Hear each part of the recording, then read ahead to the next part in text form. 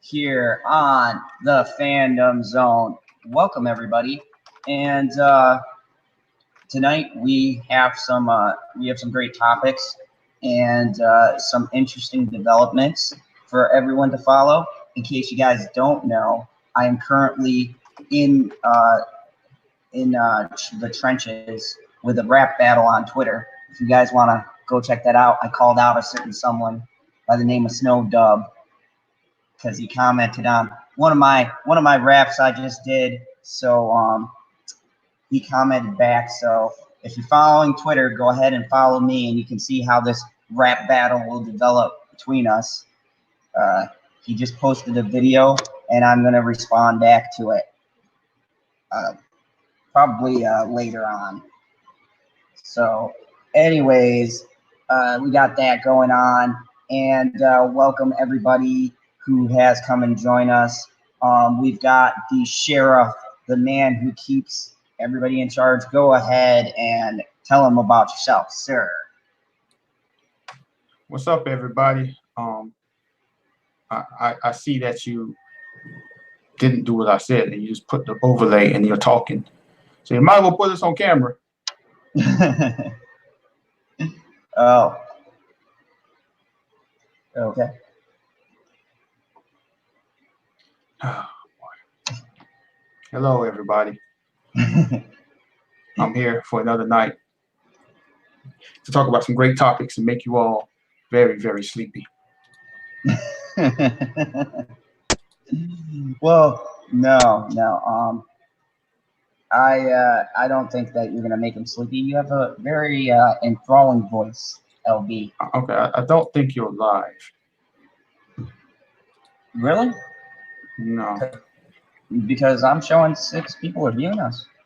All right. Well, it says that you're offline in the control panel. Let's see here.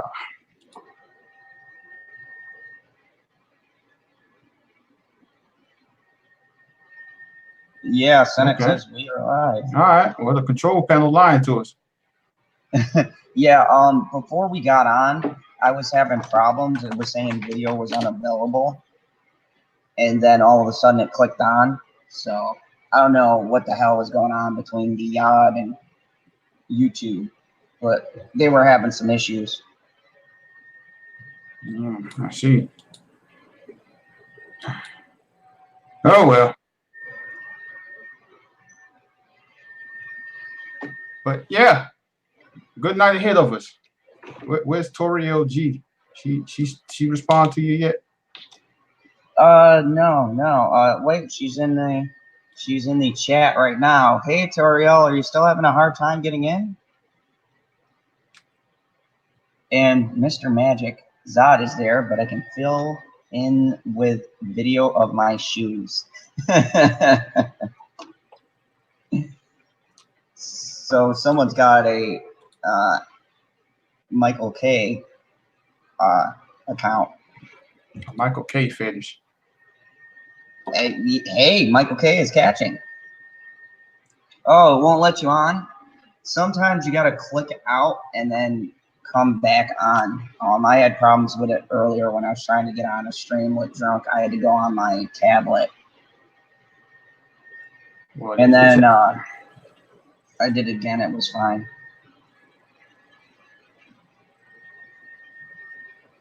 What is it telling them? I don't know. It's saying it won't let her connect. Is there an error message?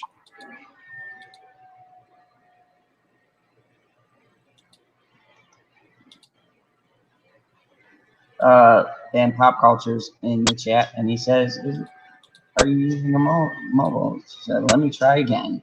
Okay. See if we can get you in here.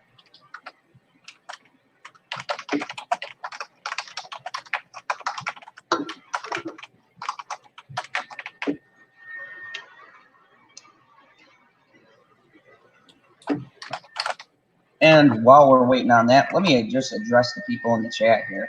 We got 7 people watching so far. Let's see. We got the Senate. What's up, Senate? We got Mr. Magic. Welcome. We have Tommy. Glad I can pull you out of the fandom zone. Don't know what happened to you, buddy, but those sometimes those night bots will come in. I don't know what the hell they are. We have Curtis YZ. Welcome, buddy. And we've got PD and Butterfinger. Oh, and Generation Productions. Welcome, Generation Productions. Good to have you in, buddy. So, let's see.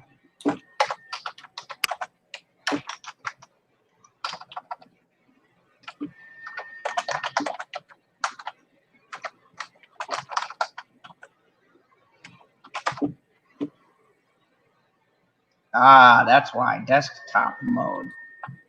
That's weird. See, I didn't do that with my phone. I just clicked the thing.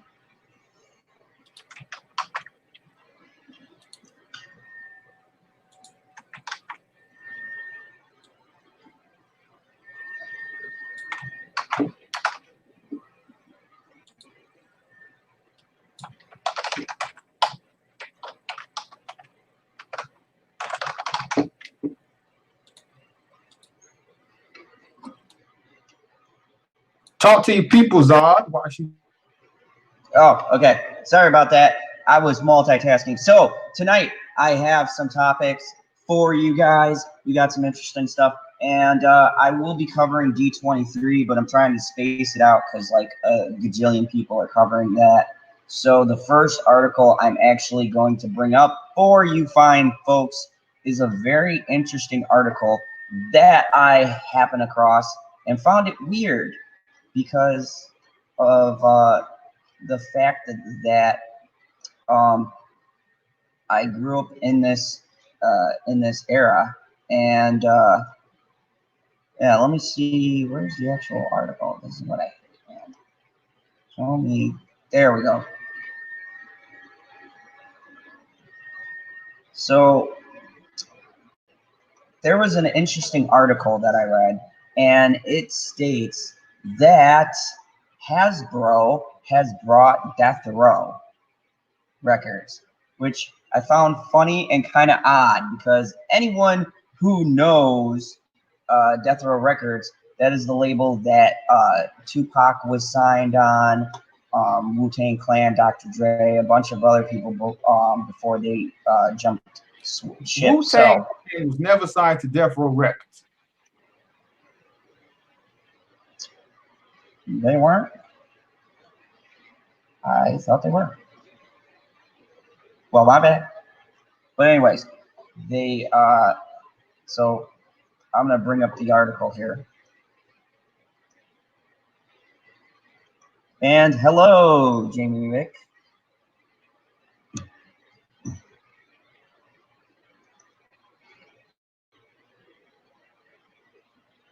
Okay, so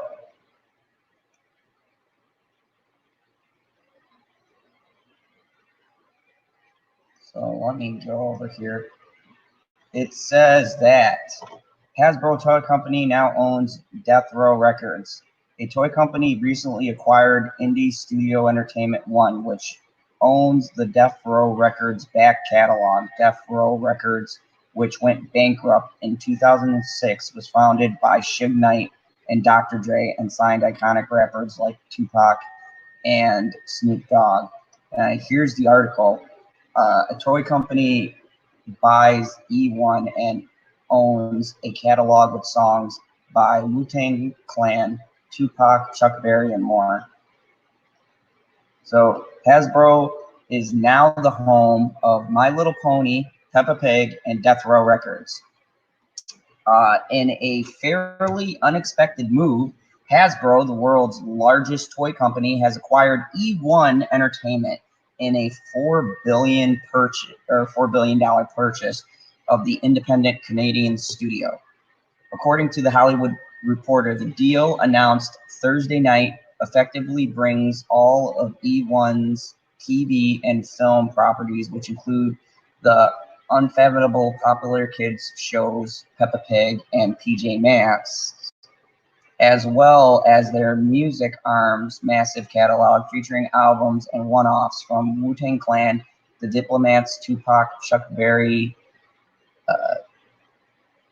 Wow, I don't know who that is. K Trenda, Primo, Brandy, and Deathrow Records, which the label required in 2013 under one factory mold of a roof.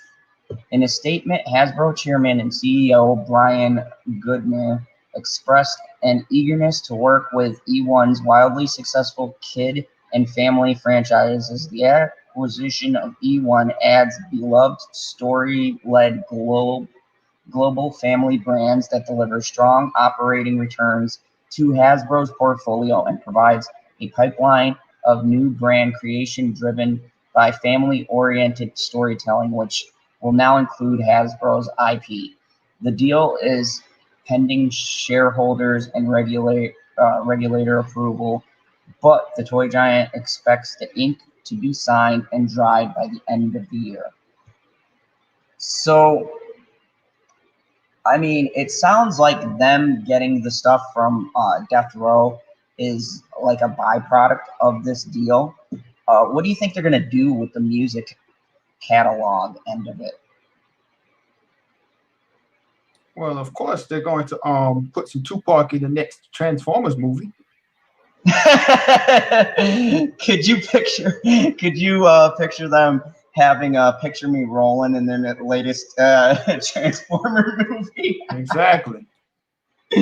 That's just like, it's so weird because when you hear like Deathrow Records or at least for me growing up in my generation, God, I'm dating myself.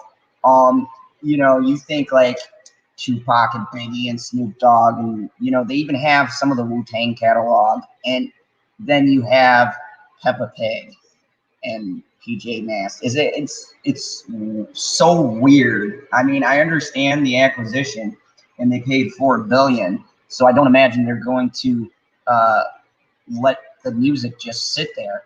But I'm wondering, like you said, would they probably like take some of the music that they have and just put it in future Hasbro films? That'd be interesting, because then they wouldn't have to vie for the rights. There's a super chat from the Senate. He said, I want Transformers to be fighting to California. Knows how to party. Yeah, welcome, Snow Dub. If you guys don't know, check out the Twitter. Me and Dub have our rap battles 2019 going down. Just to let you know, Snow Dub, I'll be getting at you as soon as the stream ends. Expect a response to that awesome response you left me. So I mean, it's very interesting, and in a world of companies buying big deal, like doing these big deals and buying other things, when you see a company acquire something like that, it's a little odd. I can see them adding the family side, but it's just like they also got all this other stuff too. So now what do they do with that? It's kind of like with Disney getting Fox. They got the kids stuff that they want, but they also now got like Predator, Alien, and all the adult stuff that comes with it. So it makes me curious as to where they're exactly going with this buyout, what they want to do, and things like that. And I know you dealt with some of the music stuff, right? You know a little bit about the music end of things. Just a little bit. Just a little bit. I know Wu-Tang Clan was never signed to Deathrow Records. I know that much. Yeah, so then how did they end up with the Wu-Tang Clan catalog? Because they had a deal with E1, and they released an album through the E1 label. Oh, so they just have the songs from that album. Yeah, they was never signed to Deathrow. Ah, okay. Yeah, that's where I was confused because I saw their name and I was like, the article never said they were signed to Deathrow Records. Well, I made the illogical jump, as I do. Yeah, I could tell. But see, LB, that's why you're the sheriff, because you call me out on the nonsense. Yeah, it typically happens a lot. I think that's the subtle charm. here in the fandom zone. Yeah, you're right. So yeah, welcome. And for anyone new who pops in, please, if you like this stream, hit that like button. And if you're new, hit the subscribe button, because every subscription helps. Anyways, so yeah, that was just a quick article, get things started, a little bit funny. I like the fact that they had Mr. Potato Head over Tupac from the All Eyes on Me soundtrack. I thought that was pretty hilarious. So you know, I need that Tupac to be in, I need some Snoop Dogg to be in the next Toy Story movie. oh my God, yes, that would be amazing. Woody, you know, driving one of those like Barbie cars, listening to All Eyes on Me. Exactly. I mean, there's a lot of different things that you can do there. Welcome 19K Fox. But anyways, yeah, so you know, that was the quick coverage of that goofy story. I like to get things started on a bit of a goofy note. It's always fun to see those weird and obscure articles. So let me talk about something else coming out of D23. There is a first look at Emma Stone as Cruella de Vil. And now, I don't like Disney remakes. However, I do get curious about them taking characters and giving them original stories. And what do you think about that aspect of it? Like Maleficent, like when they give the villains their own story. Like, for me, like if they're going to take this story and make like a whole new take on it, that's cool. But like if they do like Maleficent and make a new take on the movie and make her seem good, then no, like I don't want to have this whole redeem arc thing. So like for this, like I forgot they was doing this, but yeah, like if they go on with the villains and making a villain movie and tell their side of the story, that's cool. But don't switch it up so you could do the Disney thing like, hey, she was not really that bad. She was misunderstood. Like, no, bruh. Keep her evil. Keep them evil. But yeah, that's part of their charm. But so, no lie, like I've never been like an Emma Stone fan. Like she does nothing for me. But like her as this Cruella de Vil, I was like, oh, I like how she looked like this. Yeah, she's got like, if you look at the picture, she's got a very like, she looks like Cruella de Vil did in the film. She's holding the dogs there. There's your two bumbling henchmen, I assume. I mean, I like aesthetically how it looks. Now, you know, as we were saying with the parks, there's a difference between aesthetics and actually pulling a movie off. You know, you can see all the set photos in the world, but you don't know whether or not it's going to look good. So let me see if I can get to anything now. Give me more about this, because I just pulled this up, and I think they were saying, I don't even think they got like really on this. Let me look under D23 here.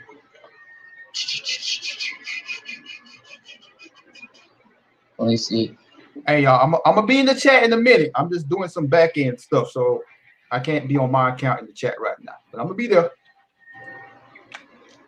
All right, let me see here. Y'all don't y'all don't be getting out of line in the chat. Don't make Sheriff Lonely come after you, because he will. So, yeah, that was from Once Upon a Time. Yeah, I don't think... they said that's the first look at Cruella de Vil from the film, starring Emma Thompson, Paul Walter, Hooser, and Joel Fry, coming to theaters May 28th, 2021. I don't see much else from that, just a picture. So, let me see if I can pull up something, like an article or something, to check it out. But yeah, I think it's interesting. I heard Maleficent 3, they're supposed to get into her becoming a villain. They already announced a part 3. No, in part 2, she's supposed to like transition to the villain. Okay. We'll see. Yeah, I mean, I didn't personally mind the movie. I thought it was interesting, and I love the fact that it's not like a remake. It's a self-contained story, and I think depending on how they go with it, it could be either really terrible or really good. So yes, found an article. Thank you, people. So I'm gonna screen share with everyone. Let's see.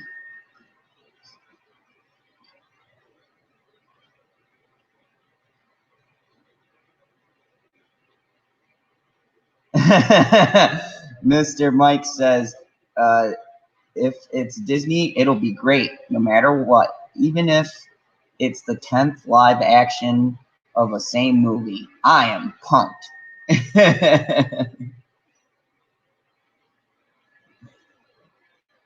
And Tommy says, she's going to make a transition into ma'am. So let's get into some screen share magic. There we go. All right, so People Magazine here has got some coverage on this. It says Disney's Emma Stone goes punk rock as Cruella de Vil in a first look at Disney's live-action Cruella. Emma Stone stars as the classic villain from 101 Dalmatians in the live-action film. Emma Stone is channeling her sinister side in Disney's Cruella. On Saturday, Disney shared a first look at the actress as the iconic 101 Dalmatian villain Cruella de Vil during the D23 Expo in Anaheim, California. The first look image, Stone 30 sports de Vil's signature two-toned hairstyle, dark eye makeup, and red lips. She holds 3 Dalmatians in the photo, while co-stars Joel Fry and Paul Walter Gooser stand in the background. According to Entertainment Weekly, Stone revealed on Saturday that Cruella will be a punk rock live-action origin story for the classic villain taking place in 1970s London. Also starring Emma Thompson, the film is directed by I, Tonya director Greg Gillespie. The movie is the latest villain-focused Disney retelling. The studio previously found huge success with 2014's Maleficent, starring Angelina Jolie, who will reprise her role for this fall's Maleficent, Mistress of Evil sequel. So there's the tweet that I showed everyone. So Stone is the second actress to take on the role of De Vil in the big screen after Glenn Close played her in the 1996 101 Dalmatians adaptation and its 2000 sequel 102 Dalmatians. While Thompson 60 is previously collaborated with Disney on other live-action retellings, 2017's Beauty and the Beast, where she played Miss Potts. She also starred as real-life Mary Poppins, Arthur B.L. Travers, and Disney's 2013 movie Saving Mr. Banks alongside Tom Hanks. Cruella hits theaters May 28th, 2021. So it's interesting. It's sounding like an origin story. Yeah, I mean, that's what it is. They said it in the article, didn't they? They said it's an origin story. I honestly don't remember 101 Dalmatians, the movie. Like, there's a bunch of Disney movies that I just don't remember, to be quite honest with you. That's one of them. It's funny you'd say that because I vaguely remember, like I remember parts of the movie, but I honestly, for the life of me, and I know that it had, I believe Jeff Daniels playing the guy who gets the dogs or whatever, and I forgot who the hell was opposite of him. So I vaguely remember parts of the movie, but it's one of those movies where I was just like, I don't remember hardly any of it. And Tommy, I can understand your feelings about being so excited about that. He put, I'm so excited, and then a bunch of Z's. Yeah, you know, these things are a hit or miss, and I think it's going to depend on exactly how they approach the story. I know they got the same age range for Cruella for this one. It's going to be all on how they do it, how they market it, how they frame the 70s, what things they throw into the movies, because I know that you know, the last 101 Dalmatians, I remember that PETA, and I don't know if you remember an article about it, but I remember PETA had an issue with the fact that they hinted Cruella de Vil had dog skins. There was like a big thing, and PETA was up in arms, and they're like, "Oh, they're promoting animal cruelty." Because, and I'm like, that's of course they were. like, that's what she did. She was a fashion designer. Like, that's the whole point of the film. So, I think it will be a question of exactly like how they promote this movie, what the movie's about. Once again, a lot of good things, a lot of good-looking things coming out of D23, but it's a lot of show and tell. And I noticed for some of them, we don't have like clips of it. The only thing I've seen clips floating around of was The Mandalorian and Clone Wars, and that's it. I haven't seen like trailers or anything for the stuff that they're rolling out. Have you, LB? Because I know you've been following it. The only video I've seen was The Mandalorian. I haven't seen anything else. So it's like they got all these announcements, but like, where is your like footage? Like, how do you roll out like 15 different things and you don't have any trailers or like little teasers or nothing? It's just like, oh, we got this, this, and this, and then, you know, pictures. Look, these pictures of stuff. Like, come on. I agree with you, Tommy. He says it's all fluff. They're just trying to wow and distract you before they hand you a turd sandwich. It very well could be. I know that they're really banking a lot because of the fact that you know, Star Wars, that old chestnut. Curtis YZ says the original live action was decent for the time, but the cartoon is better. It's funnier. I thought as a kid. Horace and Jasper, I loved it when she yelled their names. Yep, I liked the 101 Dalmatians cartoon. I thought it was very good. It had a certain charm about it. And see, this is the thing. Disney, I don't know why they have this big event and they're rolling out all these things, but they're just giving us pictures and like they're having people come out and be like, "Hey, we're going to be doing this." Like Ian McGregor. I mean, they showed footage at the place of movies, but they just not releasing it to the public. So we're probably going to have to wait until this is over for stuff to start leaking out. Or just wait till they actually officially release trailers. I mean, that's part of the whole lore of going to a conference. You're paying, these people are paying to go to a conference thing, and they want exclusive content. Like what a lot of people ain't gonna go to these things if they, you know, if they know that they're gonna get all the trailers and stuff. Like, you know, like Comic-Con. Yeah, although with Comic-Con stuff and with the like the E show, the what was it, E23? There's so many numbers and letter things. The big game thing. I know stuff was leaking out all the time. And again, people were getting struck on pages for showing it. So I mean, yeah, I mean, people were paying for those too. Jamie Vick. Oh, go ahead, LB. No, I wasn't gonna say nothing.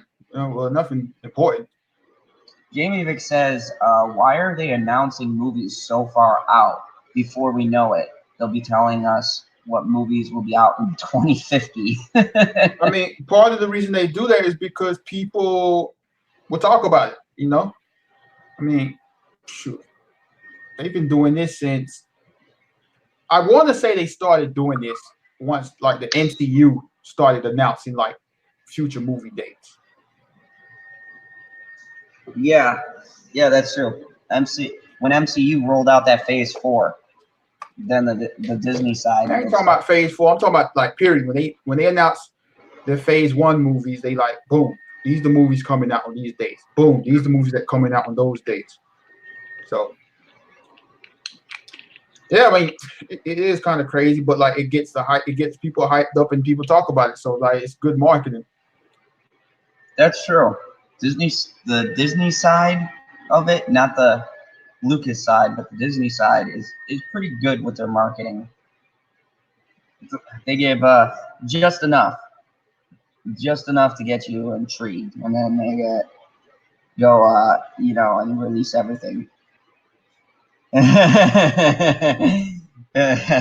Mr. Magic says, coming in 2050, the third reboot of TLJ. That shit needs to be rebooted at least once. God.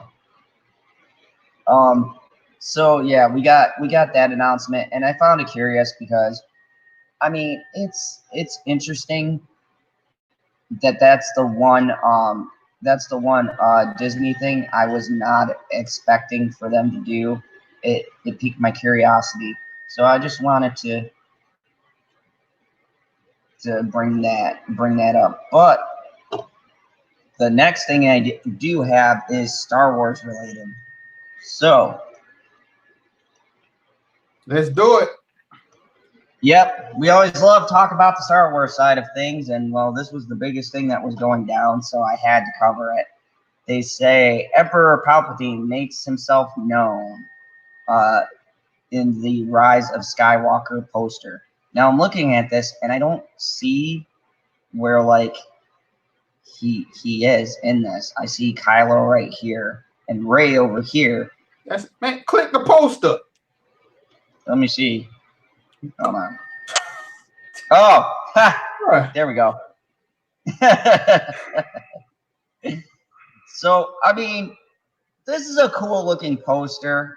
I'll give it to him once again. I like it better than the stuff that we got from TLJ. But I don't know. They're hyping up the Emperor for like a lot, and I feel as if the Emperor is going to have a very small role in this. I mean, just look at what they did with Luke in the Force Awakens. Yeah, they played him up like he was going to be a major role, and what did he do? He drank space milk, green space milk. No, he was just in the last scene of the movie. Now I don't fully remember. Did they if you remember in the chat, let me know. Did they promote Luke Skywalker for the Force Awakens? Like, yeah, I don't think they did. I don't remember. Oh, and hey, Matt Small Bear. Hey, Cybernetic Husky. Good to see you. And Trey Courtney, welcome. Yeah, I want to say that, and Shellback. I wanted to say that, yeah, I think they did have him. I want to say they had him kind of like the Emperor now. They had him in the background of the poster. Same kind of setup, but I can't remember off the top of my head because that seems like forever.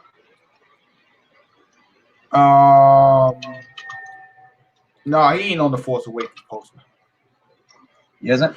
Yes, I mean, I guess the only people that, cause I don't even remember the trailer. I don't remember anything about like the Force Awakens trailer or anything other than like Finn looked up and he looked terrified. So I don't even remember if they had Luke's voice or whatever, or if they kept it like a general audience secret. Because I mean, we knew that Luke was in it. Yeah, we all had it. Well, everyone knew at the end when you get there, and basically you see him on the cliff with Rey. We all knew he was going to be in it, but the speculation was how big of a role was he going to have in the film? Was he just going to be like, just there and do some insignificant things, or was he going to be a big part of the plot? So That was what was on everyone's mind. But I pulled up an article here from GameSpot, and they talk a little bit about this poster and some of the Star Wars stuff. So I'm gonna read this article to you guys. It says Star Wars Episode 9. New footage and poster drops. Find out the details. So it's been a pretty big weekend for Star Wars fans, thanks to D23. The trailer for The Mandalorian dropped, and we learned about the Obi-Wan TV series. Both of these are landing on Disney Plus this fall. And during the Disney Movies panel at the convention on Saturday, those attending got to see new footage for Star Wars Episode 9, Rise of Skywalker. Although the people who actually got to watch the new footage, although the people who got to watch the new footage were those who attended the panel, GameSpot's Chris E. Hayner was on the ground to tell us exactly what went down during the fast-paced video sequence. It opens up Rey, Poe Dameron, Finn, Chewbacca, and C-3PO arriving on the planet. A fleet of resistance fighters are coming out of light speed, which then turns to reveal a fleet of Star Destroyers lined up in space in attack position. Back on the ground, Rey chops down a tree by throwing a lightsaber at it. This leads to a battle between Rey and Kylo Ren on what seems to be the planet from the end of the first Star Wars Episode 9 trailer. At one point, Rey is using a double-sided red lightsaber. What's the difference about this lightsaber is that it's like a switchblade knife. It started originally with two red beams side by side, then snapped out and became a double-sided. During this, Rey is wearing a hooded robe, which paired with the red lightsaber gives her a serious dark side vibe. During the panel, the cast hit the stage to talk a bit about their characters. Kerry Russell spoke a bit about her role as Zora Bliss. That must be a new character, who has been a bit of a mystery to fans.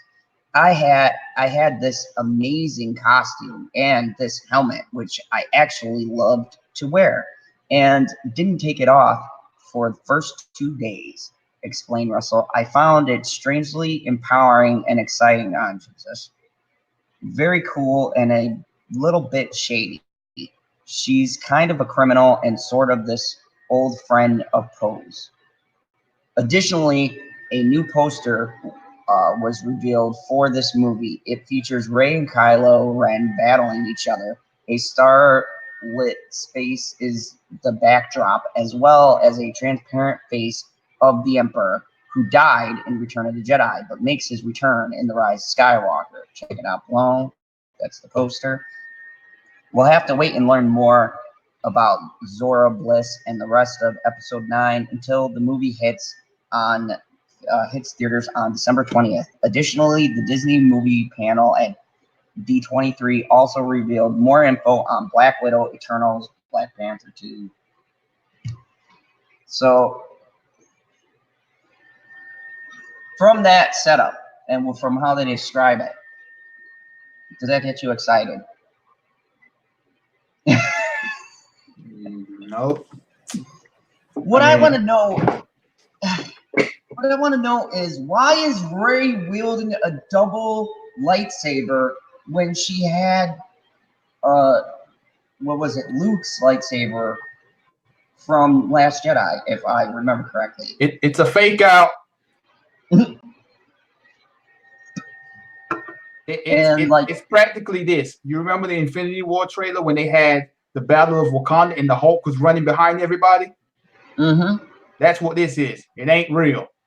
Or it's a dream sequence or something. But like, that ain't real. Like, I refuse to believe they're going to turn Rey to the dark side. I mean, they could, because no one really likes Rey, but I doubt they're going to do that because they don't think people don't like Rey. Yeah, I would agree with you. I I don't see them turning Rey dark side. If they did, I would say it may mildly intrigue me. Or they could do a thing where they turn her dark side for a bit and then she redeems herself. I don't know. I mean, they teased the going dark side in Last Jedi. Like, oh man, I know I don't want to go on a rant about that, but that is one thing that made me mad about the movie. They did so many things in the movie alluding to this is going to happen, but it didn't happen. And you know what? I tend to believe that JJ maybe wanted to do a plot twist like that, and then Rian Johnson took over, and when he was scrapping his ideas, he killed that storyline because, like you said, they alluded to it in Force Awakens a lot, but then it went absolutely nowhere. And if JJ is manning the helm again, maybe he turns Rey darkside. Because, I mean, double red lightsabers are pretty much a dark side thing. I don't see very many light side users use two or a double bladed lightsaber. I mean, bro, like another reason I say is it's either a fake out or like a dream sequence. It's like, okay, what has to happen for her to turn to the dark side after 2 movies? Yeah, there's no setup. There's nothing, there's no context. I mean, here's the problem with doing that. It may make some of the people who hate Rey slightly more interested and be like, whoa, they did something interesting. But then now you have a problem is you don't have enough story to justify where that change would happen. Now, you could say, you could set something up being that Leia's not going to be in this one, where they kill her off and something happens where, like, Kylo Ren or, you know, the First Order kill Leia, and then she just, like, loses it, and with all that power decides, hey, I'm going to just embrace the dark side. But then you have Kylo Ren who's the dark side, so there's no balance. It's like, who's the good guy then? It's like, then you don't have a hero. You have 2 bad guys versus each other. So that one makes sense from a story perspective. Unless they... We'll see. Yeah. I don't get the whole Palpatine thing. Like, it's just, it just seems like a last ditch effort to like, hey, look, we got someone else from the previous trilogy coming back. Yeah, and I mean, you got Lando too. It's like the Lando play was clearly the play to get that familiar smuggler in there because they killed off Han Solo. So they're like, oh, we got Lando to help along with this wacky crew of misfits. And look, for the bad guys, we got Palpatine. You guys all remember him. He's a favorite. Come back, guys. Come see our movie. And it's like, what are they going to do with him? He fell down a reactor. Like, yeah. I mean, all the Jedi come back as a Force ghost. So, I mean, I know that can happen, but it's like there was no alluding to this happen. So, what they gonna come back and say? I was Snoke. Because then, yeah, because with Snoke dying, then, you know, maybe JJ was going in that direction, like saying that Snoke was the embodiment of what Palpatine was, or maybe he had some kind of plan with him until Ryan came along and ruined it, as he did with everything else. And it's still like, when I look at this, I'm like, if I was JJ, I know he got paid an absurd amount of money, but he's got to be looking and going, you know, what the hell am I going to do to fix this to where it makes sense? Because all of his threads were killed. And you're going to have to do a lot of backtracking. I almost feel like you'd need another movie. I don't see how he could do it. I don't see how any director, no matter how good they are, could do that much of a damage control in one movie. Just remember, J.J. Abrams ain't good at endings. Oh, no. don't even get me started on his endings. I only ever seen him end one thing good, and that was a show that I watched called Fringe. That was a pretty decent ending, but like the rest of the stuff he's come out with, man, like Cloverfield still ain't done. Since it got another 2 movies coming out for that. So, I mean, that's a good point. The man does not know how to end a movie, and you're asking him to end a sequel trilogy that's already in shambles. You're not only asking him to end a story, but you're asking him to end a story that another director fucked up. That is a huge, tall order. It's like, I don't know, that you're asking for the quarterback to throw the Hail Mary with seconds left in the game to get that game-winning touchdown. And like, you know, I don't see it happening. I just don't see it. Well, we got a little bit under 4 months. We shall see. Yeah, you know, I've been back and forth on whether or not I want to see this. I mean, I'm really to a point now where I could just honestly form a critique based on the hundreds of thousands of people who are going to go and see this movie besides myself, just so they can either make a positive or negative video. I don't know if it's even worth the time and energy to invest. Jamie Vick, you didn't like the end of Fringe? I thought it was all right. You know, it was a very deep story, a lot of interwoven threads. But yeah, I mean, you know, I don't think any director could really fix the mistakes that were made. I mean, not without them going, yeah, man, I need another film, because we just need to forget that middle part ever happened and then just like do it 4 films. And you know, they're gonna do time travel. Watch. Yep. I mean, it's been hinted to, and I don't think that that's a rumor, because time travel was introduced in Rebels.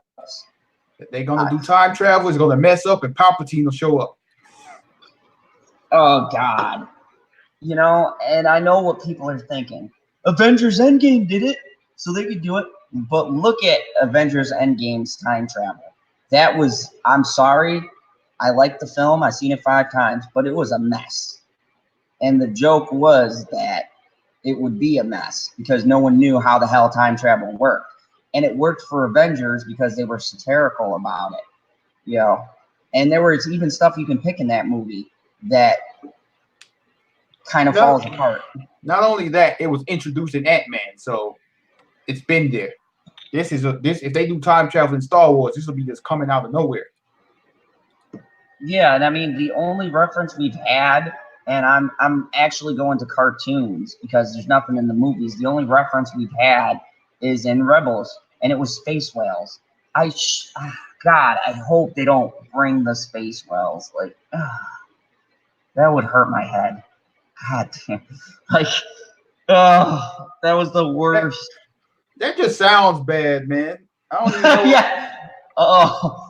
Is Rose Tico going to get upset that they use space whales and try to fight for their advocacy?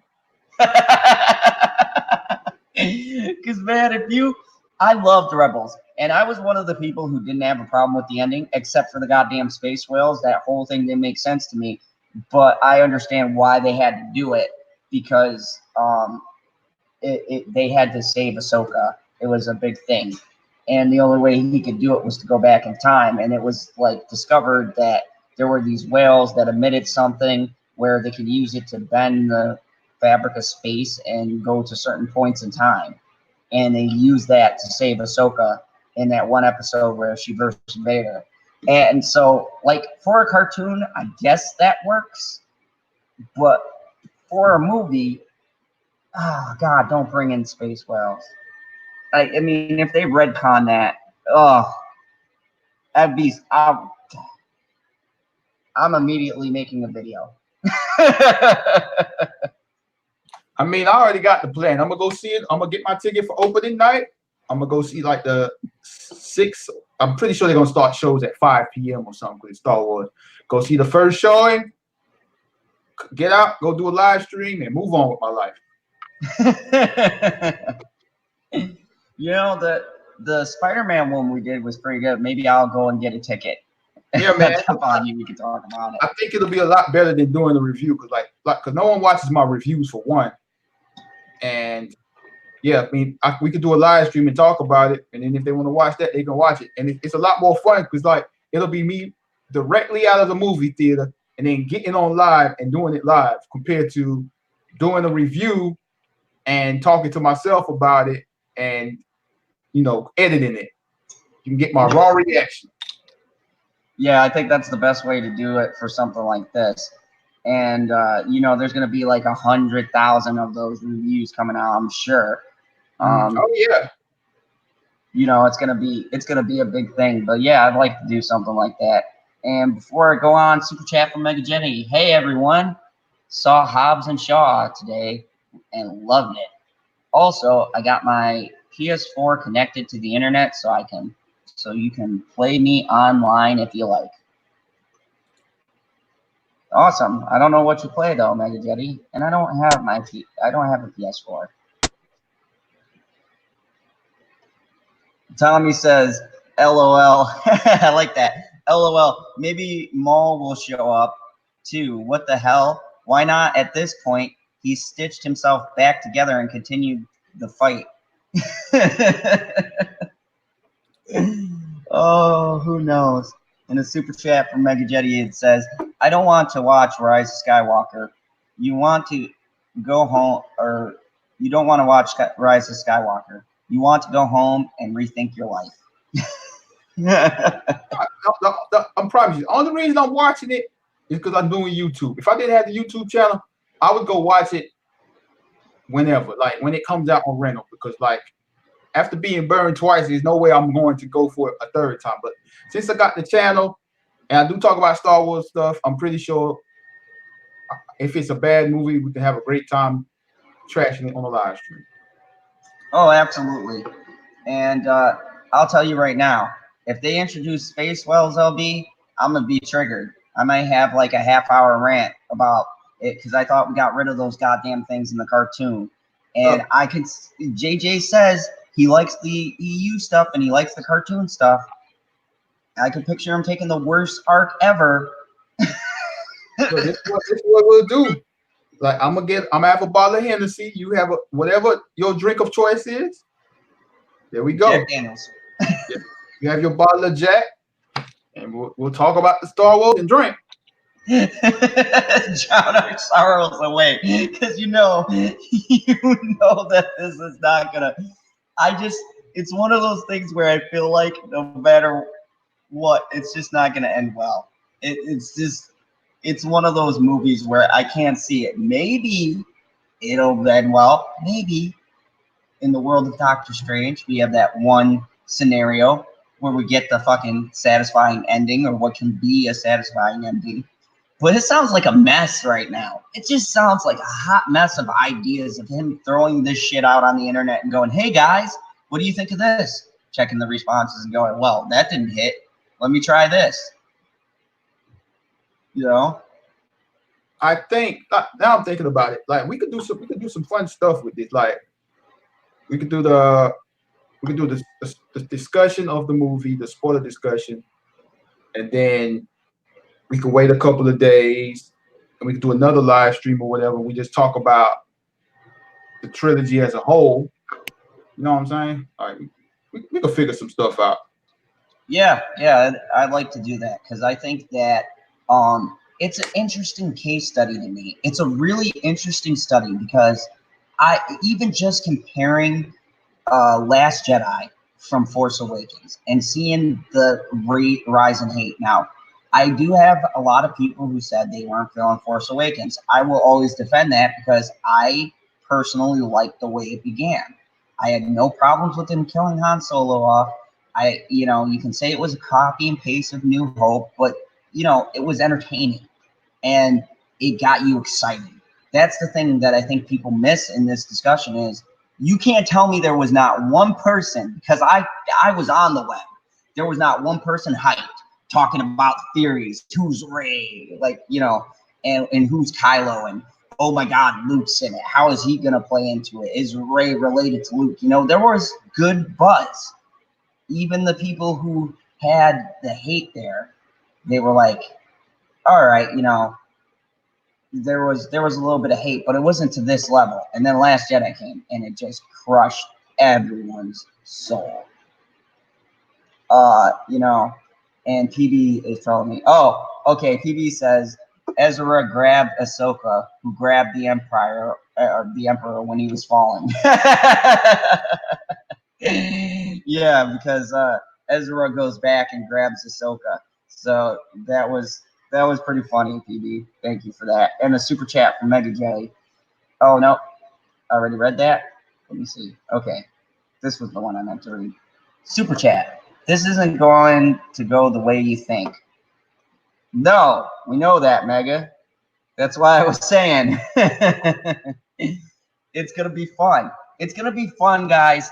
You know, let's look at the positive of this. I know what people are gonna say. Gerald Zod, you've finally gone off the deep end. What do you mean? The positive of this film? Grr.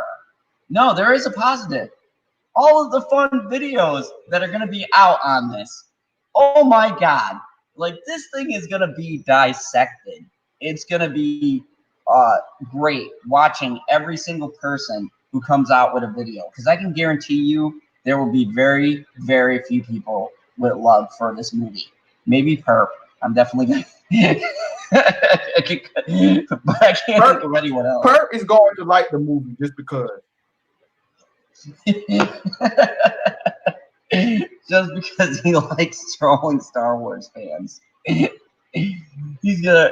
I want him to like tape a live reaction coming out of the, like, just coming out like on his phone or something. Go, that was the greatest movie ever, and then filming people behind him with pissy looks on their face. Because, you know, no matter how this ends, people are going to be pissed, and it's because you set a bad precedent. It's like first impressions. Your first impression is your last impression. Now, you gave us a good first impression, but then you went off the rails with this one. And now you screwed us all over, and you're expecting us to trust you on this last film. And I mean, this isn't the only thing Disney's been screwing up on. I mean, you have this coming after Lion King. I'm just saying, I don't care how many people who saw that movie was trash. I'm sorry. I even go back further and say Aladdin was trash, honestly. I didn't like Aladdin either. So I'm sorry if I hurt your feelings on that, but it's true. Aladdin was trash. Lion King was trash. And they keep on making trash remakes. I am actually going to be watching Aladdin pretty soon, so my thoughts shall be shared. Oh yeah, I can't wait. It'll be up there with Aquaman for you. I really feel that. I don't know, bro. I think what cracked me up even more about Aquaman was like, wow, we was in the hangout and I'm watching it, and Terrence is just so excited for this movie while I'm sitting there like, bruh, you on the opposite side of the country on a phone line, and you're excited about a movie that I'm seeing with my own two eyes, which is absolute trash. That's what, like, I'm just like, bruh, what's going on here? I was like, man, you hit that movie hard, because I mean, me myself, I didn't think it was that bad, but then, like, once you started pointing some things out, I'm like, yeah, you know, but still, it's not the worst DC property I've seen. Hey, trust me, like, I'm cool with whatever your opinion on a movie is, but I'm going to point every single thing out that's going to make you rethink your opinion. And I usually convert people's opinions on these movies that's trash.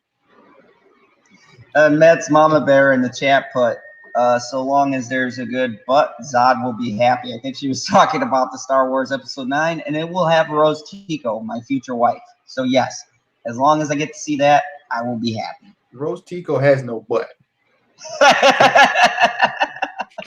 You can't tell. She's wearing a potato sack. You can't see anything. This is Rose Tico.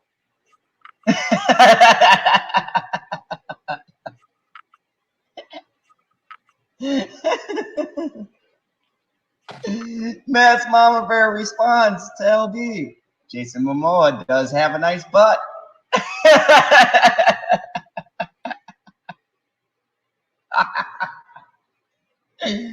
Yeah, I'm telling you right now, LB, that movie does not make $1 billion without Jason Momoa, and I'll tell you why. Because every woman I feel in the world went to see that movie because of Jason Momoa. I'm just saying. Exactly. Like that got the female vote.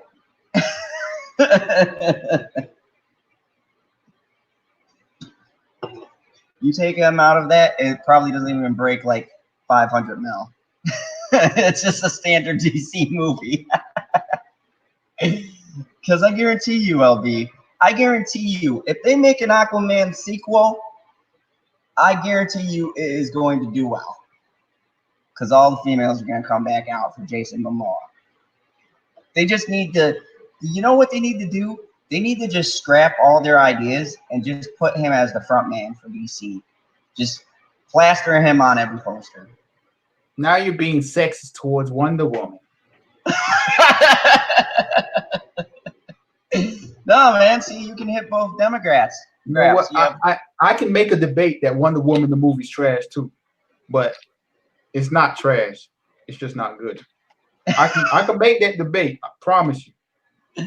Oh man, that hurts my soul. I'm gonna let y'all cook with Wonder Woman because y'all think she's fine. Y'all think she's hot, and it's Wonder Woman. Come on, it had a compelling storyline. That's scene. Wonder Woman is marginally better than Captain Marvel. Oh man, that hurts my. That cuts deep into my soul. Like I would put like Wonder Woman 8,000 miles faster, further, way above Captain Marvel. Like, bro, Captain Marvel was boring. I mean, if you just take out Brie Larson for a second, that movie on its own was boring. At least Wonder Woman had some action to it and had a story. I mean, you could take Brie Larson out of Captain Marvel, the movie would be better. Because I mean, every actor in the movie was better than Brie Larson, except for the black girl who was absolutely the worst. Yeah, man, that was a travesty, especially considering the character she was supposed to represent. I was like, what are you guys doing? You know, Trey Courtney, I'm gonna just say I liked Man of Steel until Zod got his neck broken. I call bullshit on that because Superman is a Boy Scout and he would have never broke Zod's neck. He doesn't have the stones. Come at me, Kal-El.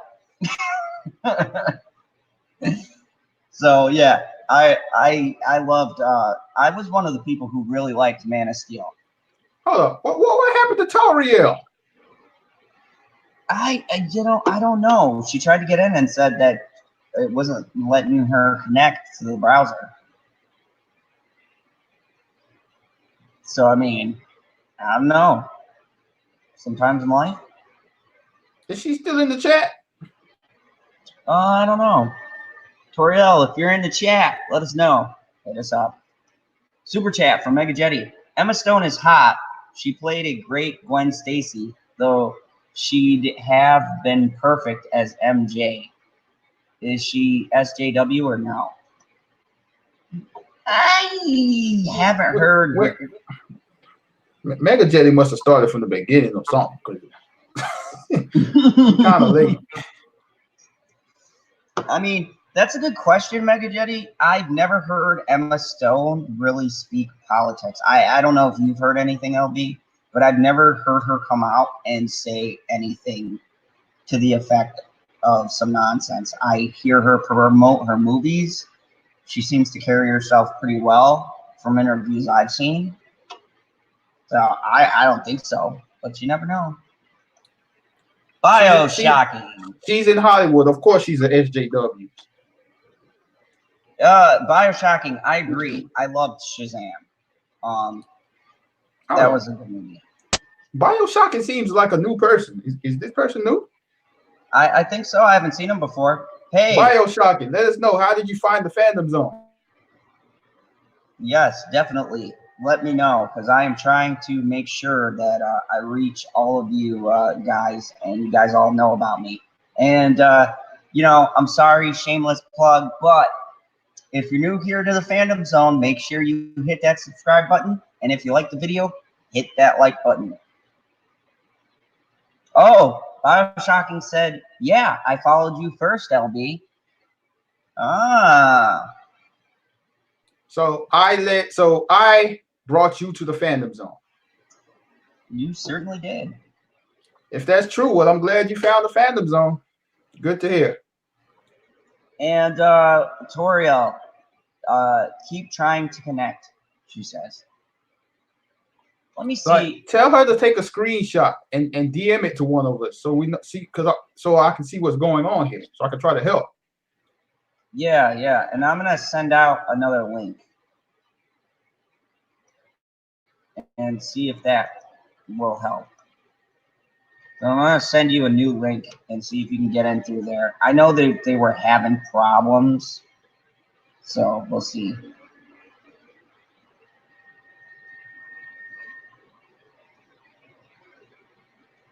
Also, if you guys are new and you don't know, go make sure that you are following me on Twitter at General Zod, F for Fandom Zone, and check out the battle currently going on between me and Snowdub. We have our rap battle of 2019. And you won it tonight. I'm proud of you. Yeah, man. You know, just so everyone knows, if you enjoy my content, I mean, I'm close to being monetized like everyone else, and you know, I want to get monetized because I believe everyone who enjoys our talks that we're having right now, I think that all the people who come here will enjoy it. You know, it's a good place. Everyone in the chat, you guys could all always hit me up, and you guys can talk amongst yourself, and I want to spread that with the community. I want to have fun conversations like this with everyone I can. I think it's important. With all the hate and all the negativity that bounces around, we need to have a fandom zone we can come to, a place that's ours, where we can talk and we don't worry about being attacked or foolishness. That's what I want you guys to have here. I want you guys to have laid back conversation and a good time. That's why me and he started this. No, Matt's Mama Bear, I have not won the rap battle yet. I sent out the first shots to Snowdub. He responded back. I am currently working on my response back to him. So there'll be another video coming. So Dub, don't think you've gotten away with your cute little minute rap. I'm gonna holler back at you. This is like Eminem versus the MGK guy. two white guys rap battling. Like, you ain't got something else to go do with your lives? Bro, this battle is bigger than that. This battle is gonna blow up. This is gonna be like the most talked about rap battle of 2019. This will be bigger than any of them other people coming out with rap battles. Mega Jenny says, Super Chat, you're close to getting monetized. You have only 325 subs. You still need 1,000. It all starts with one step, Mega. You can't look at it like you just have 325. You got to look at it like I'm close to 400. And then I'm close to 500. I don't ever look at it like I'm just at 325. I look ahead to the future. Shellback has a message for you. He says, don't be hating. Sure.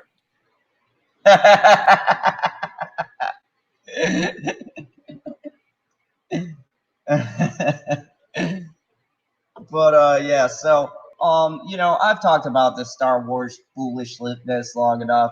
We're gonna have to wait and see. You know, these things are all sounding messy. We're not gonna know what it's gonna sound like until it happens. Oh my God! Super chat from Pop Culture PB. The only way this battle blows up is if you convert to radical Islam.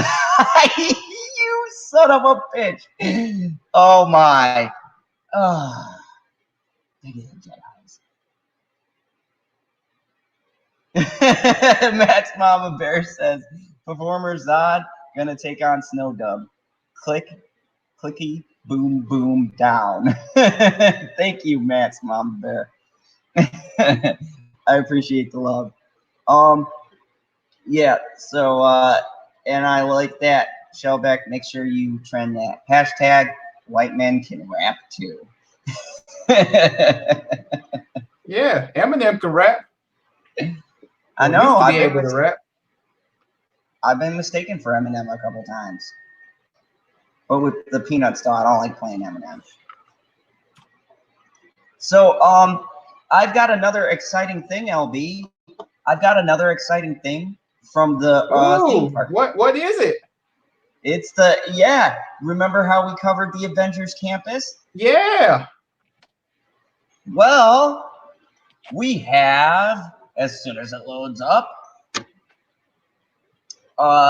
don't miss Villainous at Disney California Adventure Park Plus. So here all about brand new World of Color and Snow. Find out the return of Disney Channel. No. Okay, so that was what it was. No. Okay, here we go.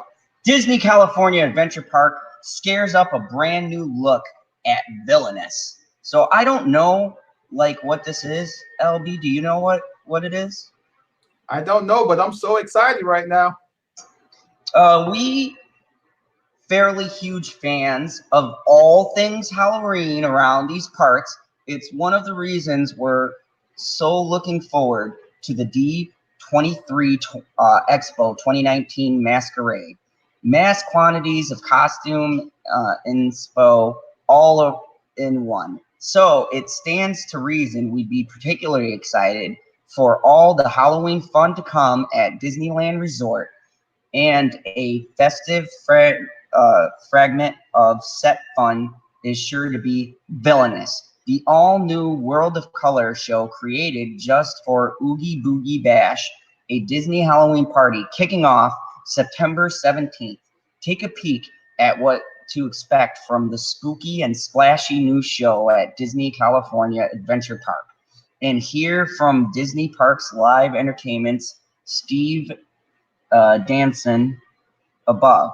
Villainous is a twisted tale brought to life through fountains, lights, lasers, state-of-the-art projections, and tons of cool special effects. Guests will follow along as a quirky young girl named Shelley Marie, created by famed Disney animator Eric Goldberg, takes an unforgettable journey through devious encounters with the Queen, Ursula, Dr. Fletcher, Hades, Jabbar, Maleficent, and many more. For information on the get tickets to the event. But it sounds like a special thing that they're putting on for their Halloween portion. What do you think of this new Villainous coming? I just can't contain my excitement. I feel like I'm going to explode. So much Disney magic outside of my body.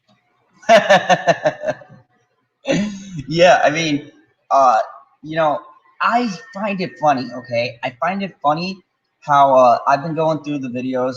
I've been watching your videos, and I find it funny how there is some other interesting stuff that doesn't get covered. I think that this is really cool. I'm a big fan of horror stuff and Halloween stuff, and this is something that would definitely intrigue me. Like, I wish that I lived close to get tickets, because I go and see that. I take my daughter to see that. I think it's a really cool thing, and I like that they're building a story around this event. Having this Shelley person, and you're going through with her as she has these encounters with the famed Disney villains. Like, why are the parks doing like cool and unique things that we can't get done on like the film side? Like, that's interesting. Whole different thing, and the parks make more money. So you trying to tell me you don't have any exciting like Halloween stuff in Wisconsin? Well, I mean, We do have some exciting stuff. We have like haunted hay rides and things like that. I mean, I haven't been to one of those things in a while. I went to like a pumpkin field with my daughter, but she gets scared easily with that kind of stuff. Like she can watch big animals and like, I took her to see like crawl and she's okay. But like if I take her to like a haunted house or something, she gets freaked out. I can't figure out my child. It's weird. Well, she is your child. Fair enough. Yeah. So I mean, I haven't been to haunted house in a couple of years because she just can't make it through. Like we get to one scare and she starts crying. So. Oh, Dictator's Cole just came on. That's my dad. And he says, Lee, I am watching the new Power right now. No spoilers. None. Okay, I got it like loaded. I'll be watching it too. Don't spoil anything. Oh, God damn it. Dad, no spoilers. I will kick you. Don't be throwing that stuff in the chat. Okay? For anyone who hasn't seen it, I don't want it ruined. And especially not myself. God. You know, LB, these dictators. Yeah, I know. What I was finna say? I really forgot. Darn. Yeah, I can't remember. What is Tommy talking about? Oh, did Toriel DM you? Let me see. I mean, she followed me on Twitter. She can DM me too. Yeah, I sent her a link. It didn't work. You could try DMing her, seeing if you can send something to her and see if it works. Toriel, take a screenshot of the error message and DM it to me. All right, Dad. Have fun watching that. Hey, don't come back on my show with no spoilers. I'm serious. I will kick you. I don't care if we're related. Talking about big plot points, man. I want to see for myself what happened to Angela. I had my theories. So, speaking of which, while I'm getting a little sidetracked here, and I'll keep it sidetracked, LB, do you watch Power? Right. No. What? That show is fire. No, it's not. Man, I'm like in suspense. Ghost is my boy. Like, just crazy good. And don't even get me started on 50's character. Ah, masterpiece. Masterpiece writing right there. Oh, bro.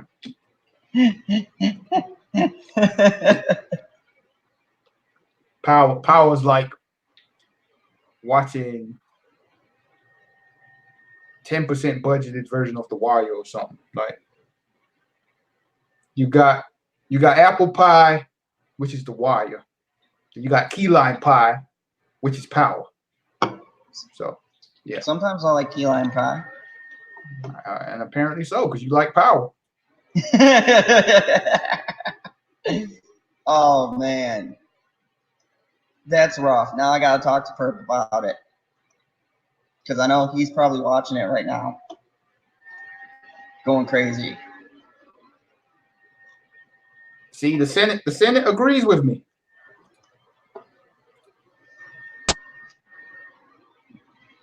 Let me share this link on Twitter. Oh, not that one. Wrong one. All right, so, wow. Let me see. Trying to scroll through here. Man, I haven't gotten through.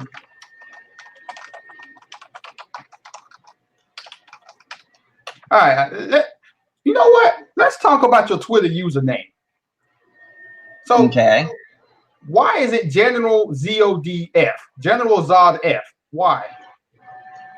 General Zod Fandom Zone. What? I could just get away with the F, and it let me do. It wouldn't let you do the Z. Yeah, someone had already taken it, so I just put the F.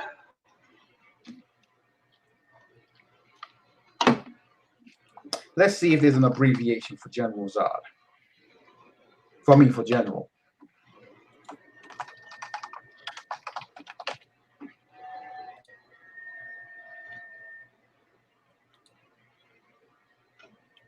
You could do GEN Zod, Phantom Zone, FZ. Yeah, I'll tool around that in Twitter later. Oh, breaking news. Hold on. What? So, I remember saying I wish that Disney had original animated feature of some sort coming out. So, Polygon Gaming came out with Disney announces Raya and The Last Dragon as the next animated film. So at Saturday's Walt Disney Studios panel at the D23 Expo, reps from Disney Animation announced that the company's next animated film will be Raya and the Last Dragon, an original movie. An original movie. I just want to highlight that for a second. An actual original film from Disney that's animated. Holy crap. Raya will be an epic fantasy adventure with Southeast Asian themes. Writer Adele Lim said at the panel, the film is set in a realm called Limador, described as a reimagined Earth inhabited by ancient civilization. 5 clans form the land of the dragons, and Raya is determined to find the last dragon. Cassie Steele is the protagonist, Raya, and the rapper. What the fuck is that? Bro, what are you talking about? This ain't breaking news. This happened like 12 hours ago. I didn't come across it. Aquafina. Okay, Aquafina, thank you. Plays the dragon in Susu. She's not like any other dragon that you've seen before. She's a water dragon, Aquafina said. Raya, the Last Dragon's development goes back to 2017 when Disney shelved Gigantic, the retelling of Jack and the Beanstalk that would have taken place in the 15th century Spain and focused on a young hero befriending an 11-year-old giantess. We're focusing our energies on other projects that have been in the works. Ed Catmull, the Walt Disney and Pixar Animation Studio president, said at the time.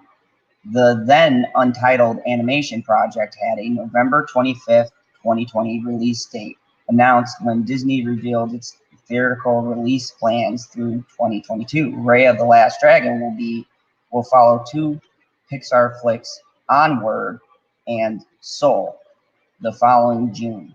Disney's animation will also release Frozen 2 on November 22nd, 2019. So I'm just finding out about this. It's, I guess, good news. They're doing an original animated piece. That's a new idea. Is it original or we just don't know?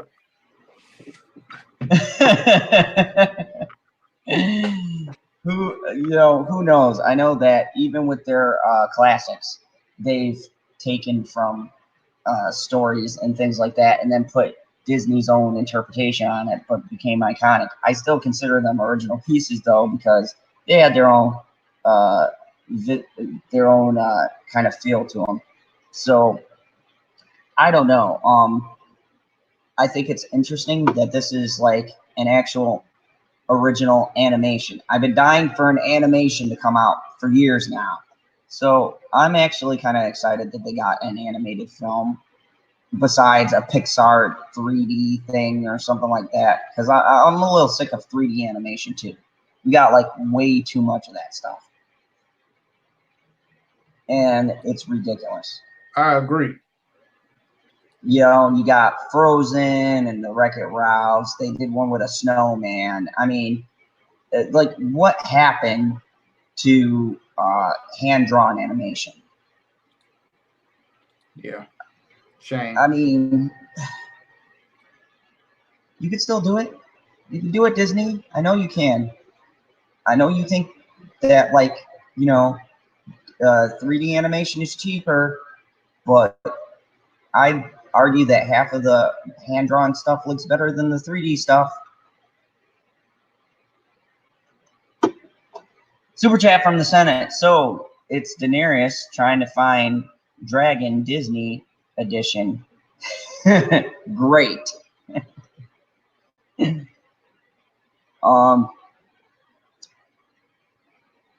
Let's see. Matt's Mama Bear says it will turn out it's just an original as the Lion King.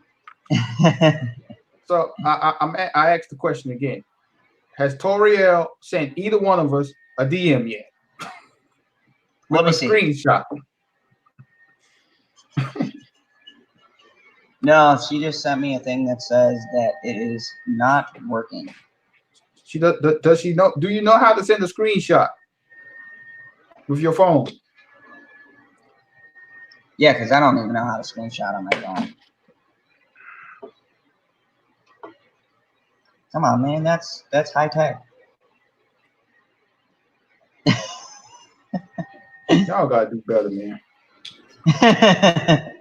Tavi says, all joking aside for a sec, here's a great, hopefully I don't wind up in the bad chair again, LOL. Okay, well, no, you're not going to be in the bad chair, man. Matt's Mama Bear, all the tattoos and Moira stuff in Moana was actually hand-drawn.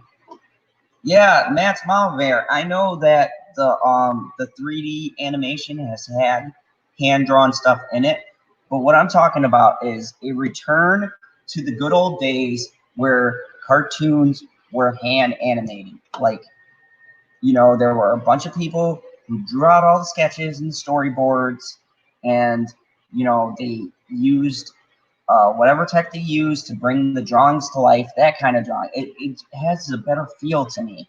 Like, 3D animation feels so fake. Yeah, sure, you can draw stuff in, and I mean, some of it is okay, but I miss the days of the Bambis and the Lion Kings and things like that, you know. They just... Say it again. Matt's Mom Bear was saying that the tattoos from Moana were hand-drawn, and I was saying, I agree, the 3D has hand-drawn aspects to it, but I miss the good old days where they would hand-draw everything and then animate it that way, you know, with storyboards and things. Mm-hmm. Disney life. Butterfinger says, Tommy, wait, we're back to nice mining that word there, Zod. Mincing the word. Ah, okay. Yeah. Oh, thank you. Yeah, I don't know. I just think that Disney has lost their way with this stuff. I don't know. You know, I like the old school days. I'm from the old school days of animation, and I just want to see Disney return to that. You know, come on, Disney. Get your stuff together. Give us something original. Stop with this 3D nonsense. Let's get back to the good old days when you used to put time and effort into stuff before you became a big corporate giant. So never happening. I'm gonna screen share with you. This was shared to me by Mr. PB, and it says Google agrees to meet with the YouTubers union. LB, did you realize we had a union? I did not. That's the first I've ever heard about this tonight. Yeah, apparently we have a union. So, yeah, I should ask them why they pull the dumb shit. Anyways, but it says it won't negotiate their demands. Ooh. Google has agreed to meet with the YouTubers union, but will not negotiate with it. The community-based movement, which was founded by a German creator, oh God, Jarg Sparver, 2.2 million subscribers, has around It's 20,000. Jorg, like Jorg, yes. Jorg, and what's that last name? It's either Sprav or Sprave or Sprave. I'm gonna say Jorg Sprave has around 20,000 members, and last month teamed up with IG Metal, Europe's largest labor union, gave YouTube's parent company a deadline today to respond to its list of complaints about how the platform treats its creators. If Google did not respond on time, the unions intended to file a lawsuit in Germany claiming YouTube's practice of demonetizing creators' videos without providing them with an explanation as to why it's in violation of the European Union's General Data Protection Regulation.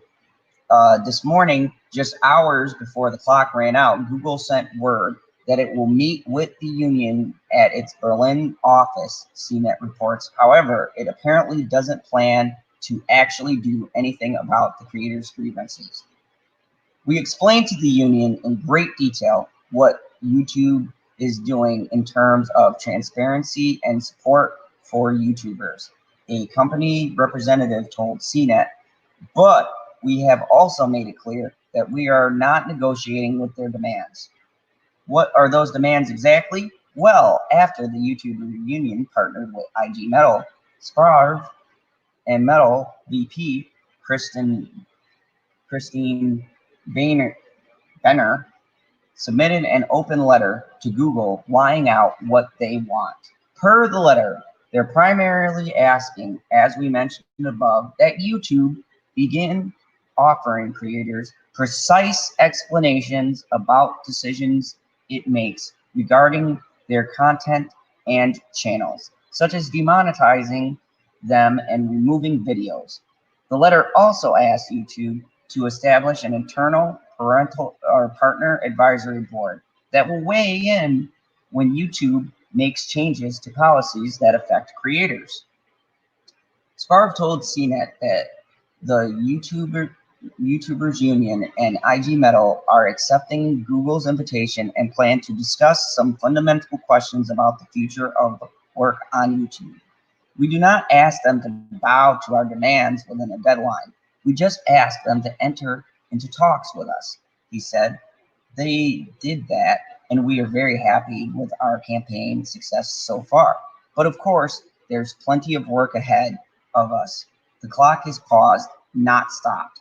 In a post announcing Google's decision to the YouTubers Union, Benner added, "We succeeded in bringing Google to the table. We are looking forward to the talks and want a quick appointment. There will see what changes YouTube is prepared to make." So, Lonely, what do you think about this YouTubers union and them wanting to know why videos are being pulled down and given specific reasons? This seems like something that we've talked about on our end, not in another country, but right here in the US. Sounds like a bunch of nonsense about to go down. I mean, I don't know, man. Like YouTube union, like how we ain't never heard of this? I know. I didn't join the union. like, where did this come from? Like, who started this? Like, why did I get the memo that we have a YouTube union? I know you would think you big content creators would get like some kind of message going, hey, there's a union. Come and join us, man. Yeah. You tired of the bullshit? You don't want to have to sit there and watch everything in your video and make sure that, you know, you tag everything right and you don't click this or that because they might pull the video down for no apparent reason. I mean, why don't we have something like this here?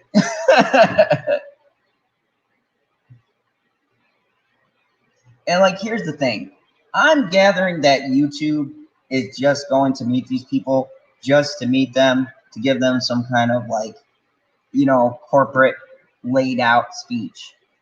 And Tommy brings up a good point. I think with this EU thing, those guys are seeing more than we see here in the US.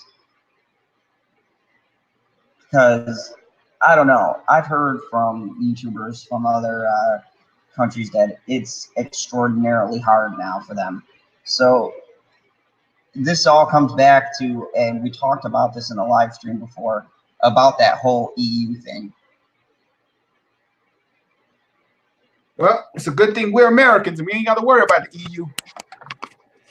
Yeah, for now, but I mean, do you think somewhere down the line this is going to impact us? You know how the US is, man. Look, we good over here. America. I mean, and here's the thing too. It's this whole bill is all about corporate control. And it's all about corporations wanting a bigger say in the content that we create. And it's a dangerous precedent. And the fact that they enacted it in other countries, well, it was easy for them to pass it there. I mean, the bill, when it got voted on, no one knew about it. Hey, well, it don't work like that in America. Yes, that's true. We good over here. But, I mean, LB, do you think that America could theoretically put into place something like this? That's been the big buzz around. No. You don't think at all that? No. No. Unless Bernie Sanders or became president, no. or Elizabeth Warren became president, no, we good. Yeah, I mean, this goes back to who you guys got, and the thing is about this whole thing is that it's hard enough as it is here with all of the things that they put. I do agree with one thing in this article, though. We still do deal with that nonsense with them taking down a video and not giving an exact reason why. That is annoying. I mean, have you ever had that happen to you, LB? What, taking down a video? Yeah, and they don't give you a reason exactly why they took it down? I've only had one video taken down, and I got a reason for it. So you never run into a situation where you put up a video, they take it down, and they don't give you a good explanation? I just said I only had it happen one time, and I had a reason. Matt's Mama Bear in chats put, I think it could happen. Try talking about LGBT stuff. I would, but I like the alphabet community. They're all right. I got no problems with them. I only got beef with puppets. That's right. Coming for you, Snow Dub. Be ready. But yeah, I don't know. It's a whole big thing. I haven't seen any evidence of it hitting us. We got enough problems to worry about without this nonsense. You know, we as content creators are always walking that fine line. And then you got the people who are always getting hit, you know, not watching stuff that they put. Myself, I did it on my anime stream. But see, I did it knowing that one of those two videos would probably be taken. So, I mean, you know, it's also a question, too, of if you cover something and you know that there's, like, a sketchy deal with it, you know that you might get the video pulled, you go at your own risk.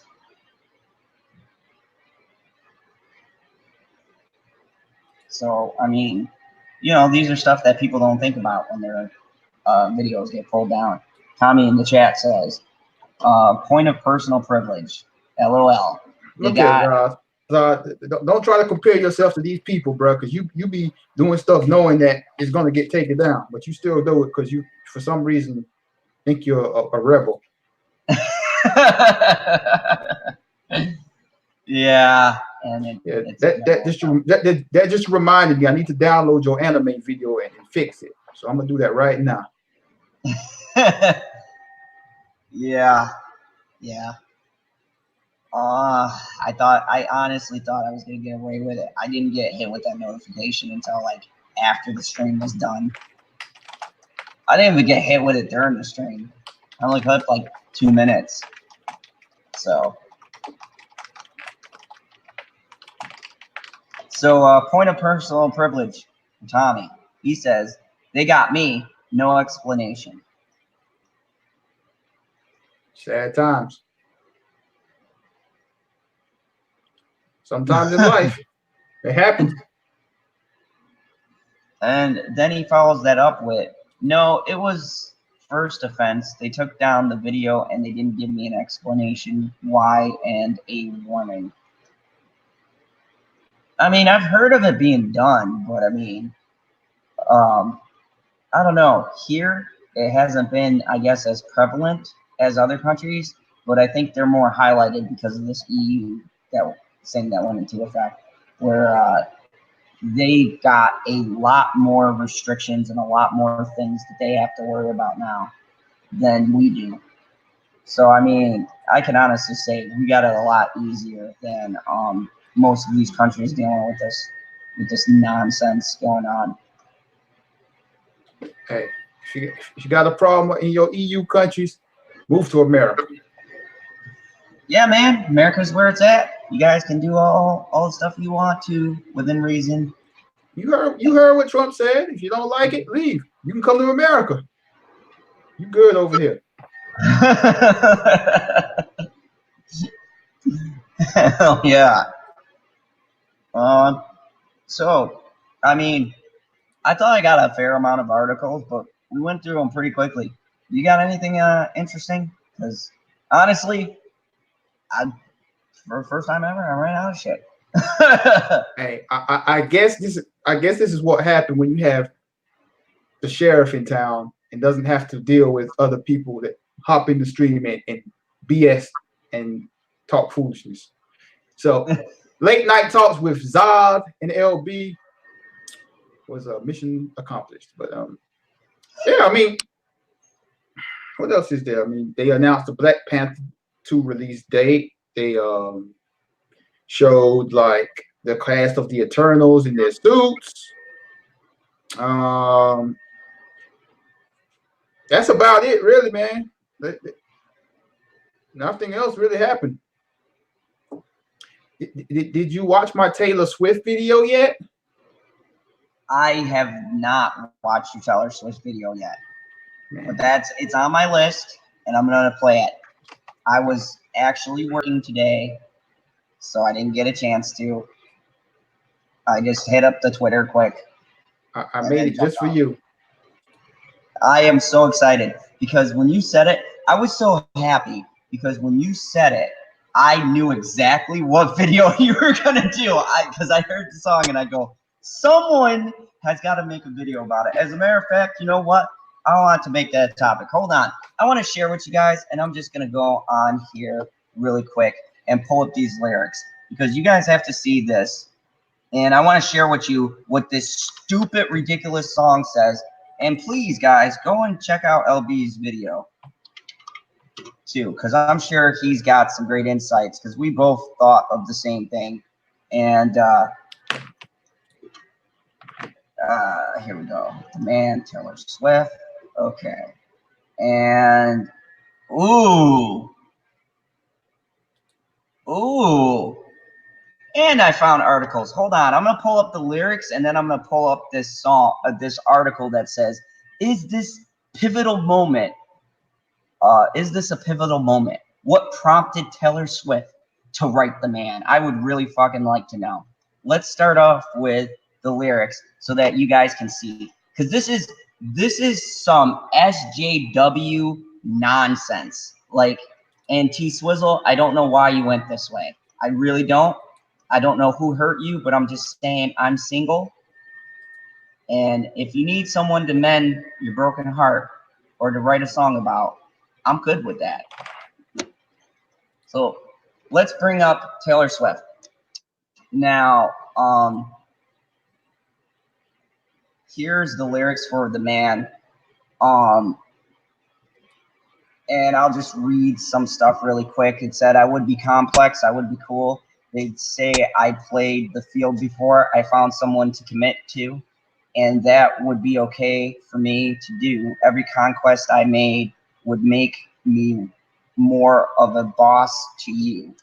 I'd be a fearless leader type. I'd be an alpha type when everyone believes, yo, what's that like?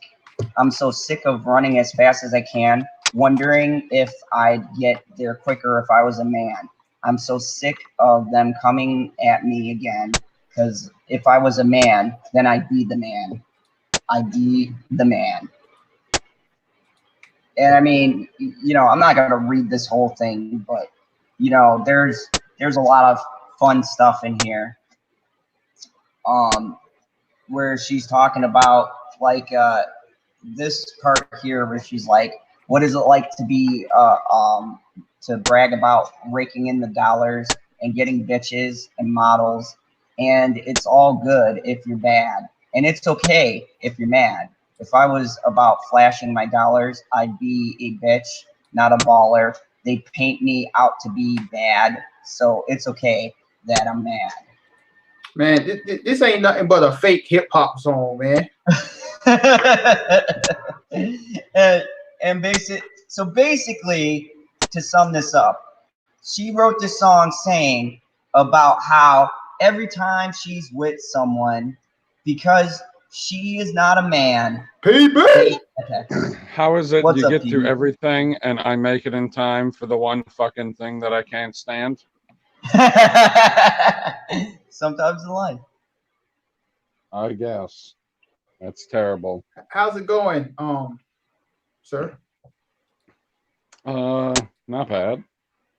Good to hear. Good to hear. It was going okay until I had to hear that motherfucker talk through these goddamn lyrics because, yeah, everything about it's terrible. Yeah, I mean, and me. No, and some like if other coworkers- people sing her music, it's still bad music. Me and some coworkers talked about this. They didn't even. Some of them knew it was out. Some of them did it, and we were talking about this. And these are some young kids, and they were like, "Really?" And I was like, "Yeah." So we like played the song there in work, and they're like, "What the fuck?" It's like, even though females that worked there was like, "This is ridiculous. You're telling me this chick who's got millions of dollars and literally has made her living off of breaking up with people is going to bitch and complain because of what they say about her." And it's, oh, if I was a man, I'd get high fives. And they'd be like, oh, you're the greatest. Dude, she can't get high fives because she's too goddamn tall and she wears high heels like a fucking idiot.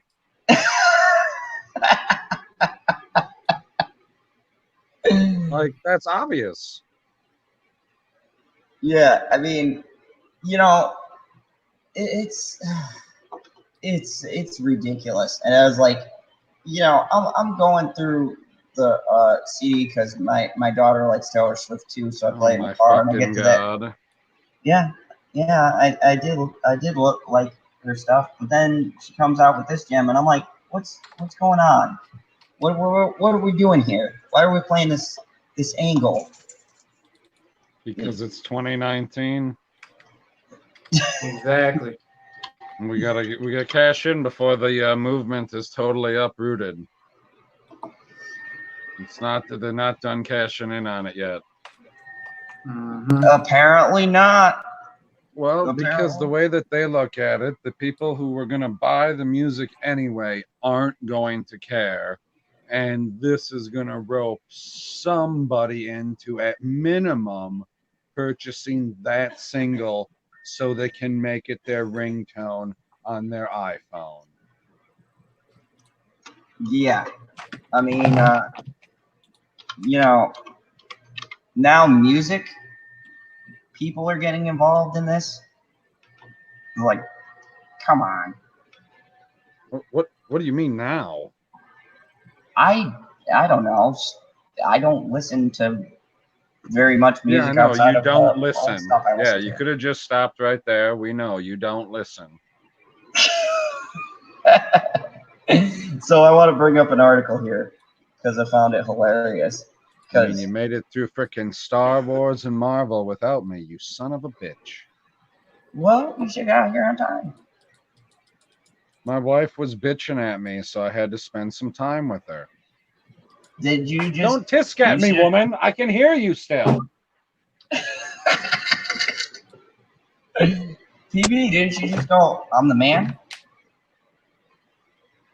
No, I'm not a 100% dick. What, you're 45? Well, I mean, whatever percentage is appropriate for whoever would get upset. So if, you know, I need to be 5%, it's 5%. If I can get away with 95%, I'll get away with 95%, you know? Whatever percentage suits you. That way nobody can be pissed off. So, there was an article written by Sarah Midkiff. So, that says, is this pivotal moment what prompted Taylor Swift to write The Man? Taylor Swift's 7th album, Lover, before you read this, LB, I think your mouse is chewing on some noisy crackers. It's not my mouse, it's StreamYards. Oh, it's that's a Yard StreamYard thing. Oh, never mind. Pop away. So, Taylor Swift's 7th album, Lover, showcases a much more upfront and unapologetic side of her. She's pissed. Is this... it's the side we have seen emerging over the past few years and is now being vocalized in her music. Swift is making it clear what she thinks about politics, her career, and the fallout she has faced on the pedestal of superstardom she occupied for a better part of the decade. Swift has always been a documentarian with her music. Yes. And Lover is no different. I love that you high-five yourself over that word or after you stumbled over the one in the previous paragraph. Continue. When in her music, and Lover is no different. When everyone believes you, what's that like? She sings on The Man, which is one of the 2 clearly political songs on the album, along with You Need to Calm Down. Her lyrics call out I shit you not, that is a song. The disparities between men and women, specifically in how the public perceives their success and power.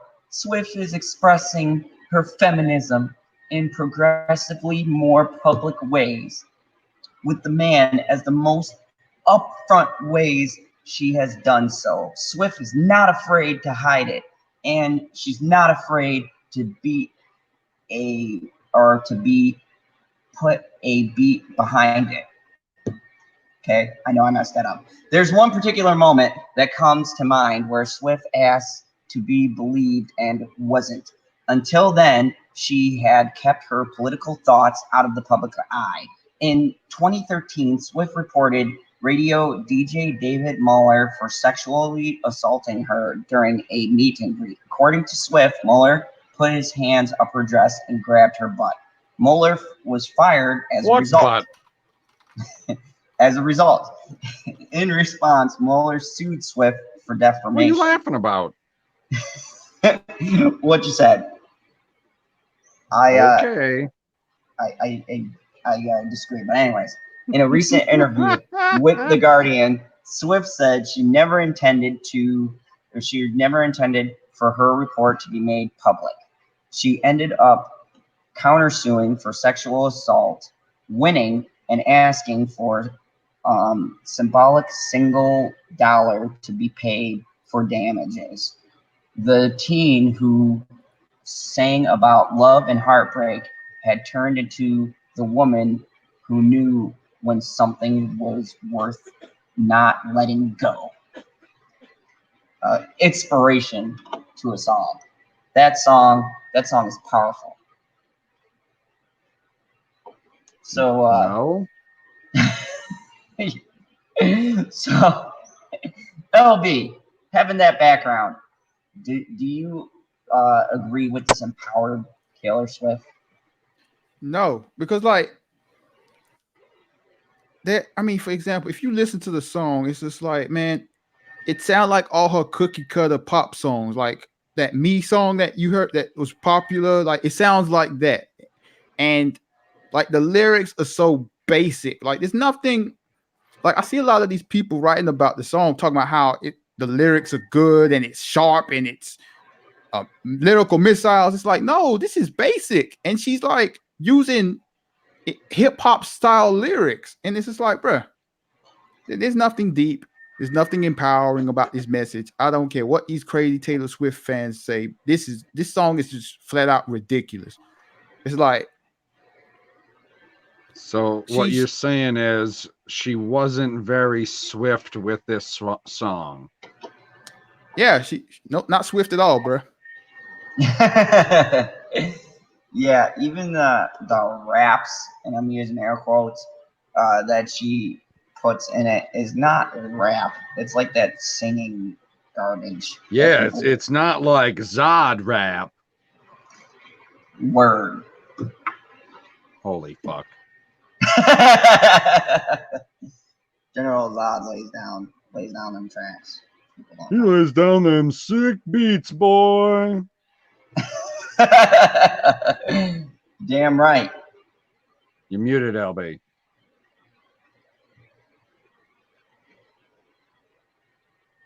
Oh, he knows he's muted. Okay, good. Never mind. Tommy says most pop artists shit always will sound the same. They're trying to capitalize on what brought them to the dance. Exactly. What the fuck? Holy shit. Okay, so that person definitely was wrong when they said that you're not black. I'm definitely black. What the? Holy shit.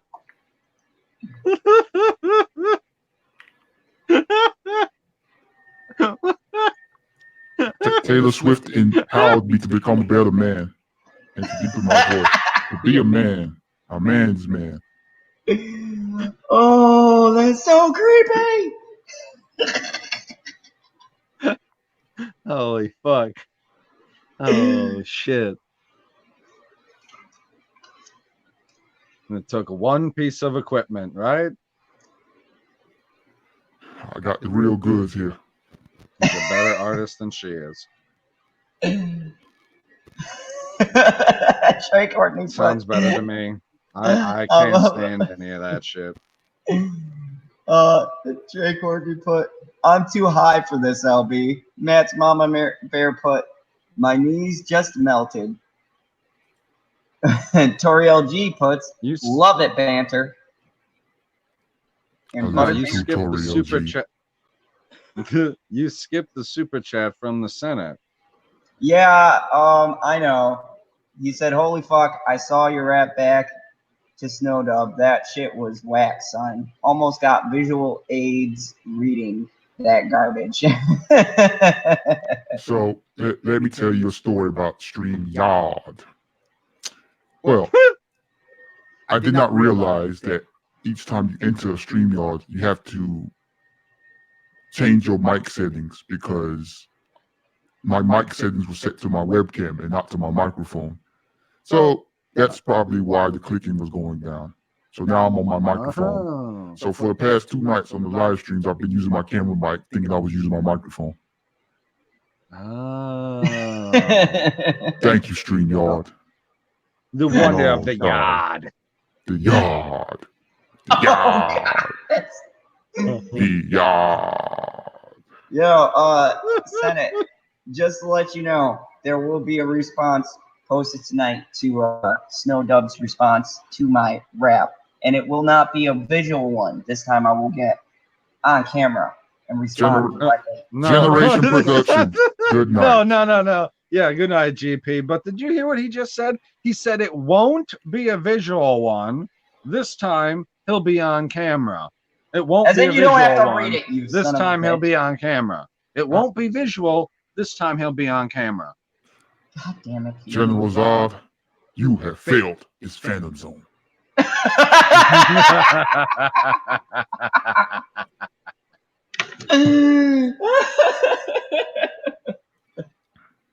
That was wonderful. Oh, shit. So, PB, being that you're late, tell us your thought on the articles that I covered. Which one? You covered some articles? Yeah. I did a whole bunch of stuff, PB. You know that if you Well, I don't know. I want to cover your inability to do hashtags. Did you see his tweets? Did you see his effing tweets? Bring up your Twitter, General Zod. Do it right now, please. No, I don't like bringing up Twitter. Do it right now, please. Your own Twitter. Just bring up your Twitter, please. That'd be great. I gotta show the wonderful folks at home the how General Zod hashtag things on Do you Twitter. want me to just bring up what I put out for the stream? Is that what Sure. Yeah, like if you're gonna do it the short way. Oh, I was trying to put a little pageantry into it, but yeah, do it the fucking short way. Before you say anything, I asked about LB. I should have asked him before I hashtagged it if I had to put all the words together. Apparently, you can't space them. How do you not know how to do hashtags? Because I don't hashtag. Oh my gosh. Since when have you ever seen me put anything out? You freaking put hashtag me too in the title of the stream. That was by accident when I was clipping and pasting. It was by accident because I just, I just clipped it and I put it in there and it was in the article. So then, boom, it was in the freaking title for the stream because it was the only hashtag in there because I'm just a general. I don't have to know what I'm doing. General Zod, why are you always lying to us? Lying about what? Your failures as a leader. You always have an excuse. Not really. I know. Bring up the tweet. No, I refuse. Bring up the tweet. LB, did you see the tweet then at least? I did see the tweet. You seen what we were hashtagged with, correct? Yeah, I saw it. We were with frickin' since he's not gonna bring it up because he's a terrible general. We were with hashtag death. Hashtag death. You know what happens when you look in the thread or when you search hashtag death? What the latest stuff is in hashtag death? It does not go with anything else that we talked about at all. It doesn't even have any of Deathrow records at all. But did you hear him earlier saying Wu-Tang Clan was with Deathrow Records? Oh, now what did you do to your microphone? It sounds ridiculous. That ain't good. What? It's all scratchy or something. Weird. So, yeah. There we go. Perfect. So General Zod thought that Wu-Tang Clan was signed to Deathrow Records. He reads the article. It doesn't say anything about Wu-Tang Clan being signed to Deathrow Records. And yet he's still saying that Wu-Tang Clan was signed to Deathrow Records. Hashtag death. Oh my God. Oh. You know what? Let me tell you about earlier on when now LB, did you hit something on your board that's giving you that slight echo sound? Okay, is that intentional too? I don't know. If it is, I don't mind it. I don't know. Oh, okay. No, I I can don't go with know. that too. Did I do something wrong here? No, you're good. Oh, well, General Zod popped up on Drunk 3PO stream earlier on his birthday stream. Oh God. Oh God. For like 5 minutes, he said not one word. What? So then he finally speaks, and you can't hear him because he's breaking up. Oh, like he was literally on the stream. Yeah, he got invited Like you to the could panel. see and you could see his little circle with his little man icon in there with his holding his hand out, but he didn't say nothing Exactly. for 5 minutes. I was disgusted. I felt embarrassed. And then he said, I was on my phone outside of work. "Don't go outside work." I had terrible reception. He didn't Get even better plug. reception. He didn't plug the fandom zone. He came into the live Oh stream. my God. He starts talking about himself. He didn't tell Drunk 3PO or proper happy birthday until it was brought to his attention that Oh it's my their God. birthdays while he's on their stream. That. Oh my God. How is that not the first thing you do, villain? Like, that's the title of the stream, right? Like birthday stream. It says it in the stream title somewhere. Yeah, he was in the chat first. Oh God. You're the leader? Oh, that's right. The Senate said that I was the leader. So check this. I then tell them the story of how General Zod acquired me. And then he tries to downplay it like he didn't say it like that. He tried to make it seem like he was speaking about everybody. But he's like, LB, I acquired him. I'm like, bruh. Oh my God. So he tried to downplay it a la X-Men Dark Fate or whatever. Exactly. Dark Phoenix. Doing what Mr. Zod does. Fabricates his stories. Wow. Wow, General. Wow. You get invited someplace where you could make some headway. You don't plug it. You ain't even got did you figure out your freaking Twitter handle yet? General Zod FC? Oh, don't get us started on that one. FC? What's FC stand for? Food Club? Football Club. Like, I go to Piggly Wiggly. That's the Food Club brand. It's what the Senate says, the FNC word. Oh, General Zod. Fucking cunt. Yes, sir. I can say it, LB. I'm not from the South. Tommy says failed character. General Zod, you have failed the fandom zone. Surgery? What surgery? Remember? On General Zod's brain. No, your wife. No, Jamie Vick says, when is the surgery scheduled for? What surgery? Brain surgery for General Zod. Oh, no, they don't. No, they don't. Are there any cow brains available anywhere? I mean, they're available, but they don't want to. They don't want to waste them. Would that be psychological assault for if they took the brain?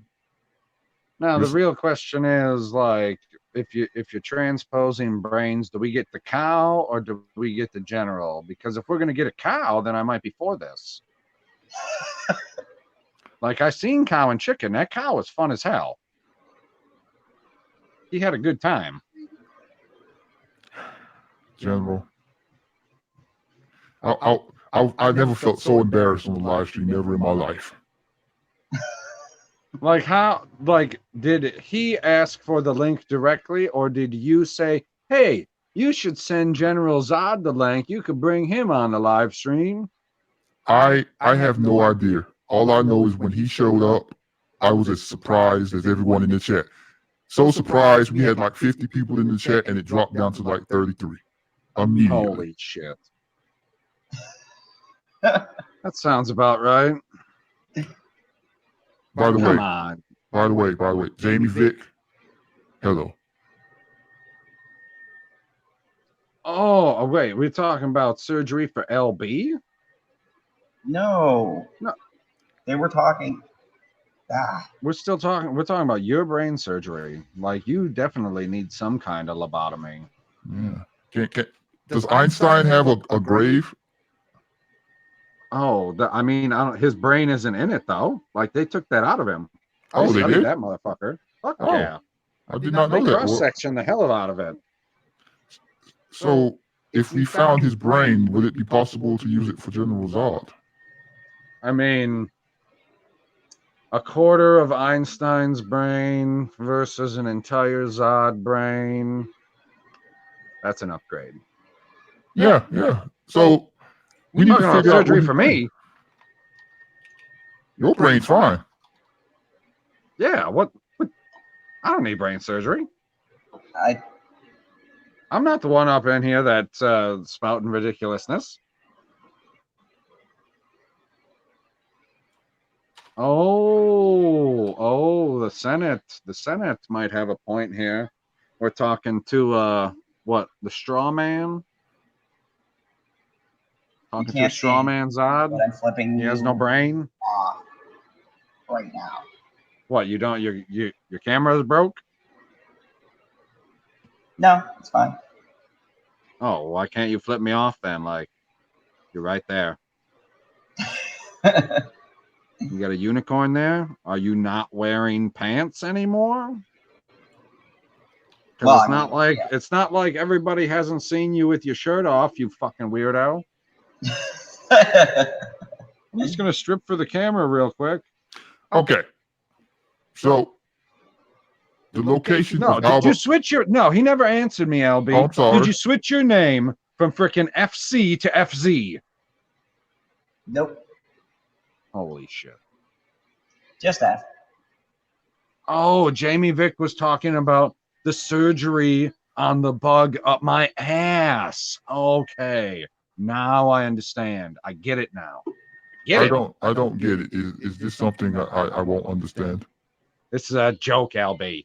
Oh. Got you. Well, on to more important matters.